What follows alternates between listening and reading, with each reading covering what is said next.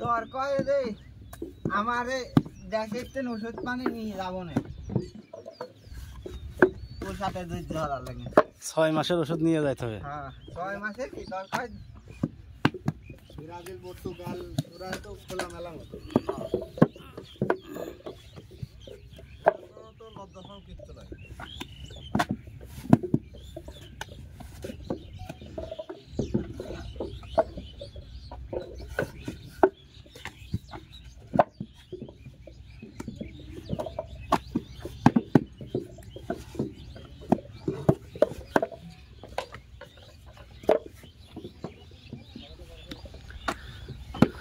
খালি ইনকাম করবো আর ওষুধ অর্ডার দেবো নাকি রে সজীব হিসাব হাজার একটা বেতন আপনি পারবেন বেতন তো ইয়া করতে পারবেন না নেপালে নেপাল ইনকাম নাই ওদের সাথে আর মান নাই নাকি নেপালে তো বাংলাদেশের জন্য ফিরে এসে তা তো জানি না আমি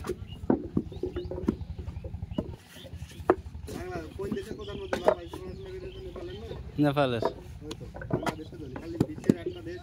বাংলাদেশের জন্য ভিসা ফ্রি চলে যেতে পারবে নেপাল তো ওখান থেকে কি কাজ করবে কোনে দেখতে করতে যাবেন হ্যাঁ ঘুরি বেড়ালি কারণ ওই দেশের প্রধানমন্ত্রী বাংলাদেশে পড়াশোনা বুঝলেন যার কারণে